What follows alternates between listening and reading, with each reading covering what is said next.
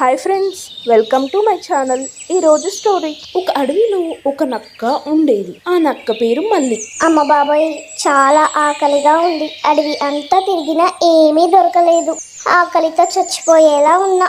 పక్కనే ఉన్న గ్రామానికైనా వెళ్తా, ఏమైనా దొరుకుతుందేమో తినడానికి. గ్రామంలోకి రాగానే ఒక ఇంటి నుంచి మంచి వాసన వస్తుంది.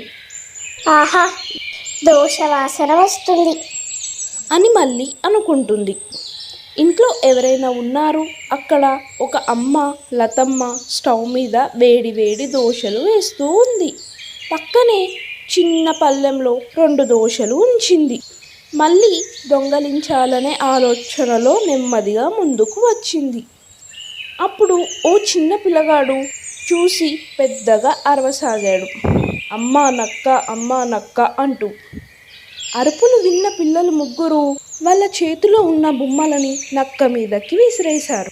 మళ్ళీ భయంతో పరిగెత్తింది. కాస్త దూరం వెళ్ళాక ఆగి ఇలా అనుకుంది, వామ్మో, దోశ తినాలి అనుకొని నా ప్రాణాన్ని తీసుకోపోయా. తరువాత మళ్ళీ ఒక్కసారి ఆలోచించింది. అసలు నేను అడిగితే వాళ్ళు పెట్టేవాళ్ళేమోగా, నేను అడగకుండా దొంగతనం చెయ్యాలనుకొని తప్పు చేశానేమో అని మళ్ళీ అనుకొని మళ్ళీ ఇంటికి వెళ్ళి అమ్మ దగ్గర నిలబడి చెప్పింది, లతమ్మ, నాకు బాగా ఆకలి వేస్తుంది, దయచేసి ఒక దోశ ఇస్తారా? లతమ్మ నవ్వింది.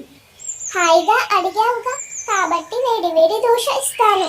ఇదిగో కొబ్బరి చట్నీ, చిగా కడుపు నిండా తిను. ఇంకా ఎప్పుడు ఇలా దొంగతనం చెయ్యాలి అని అనుకోకు. నీకు ఆకలిగా ఉంటే నన్ను అడుగు, నేను పెడతా.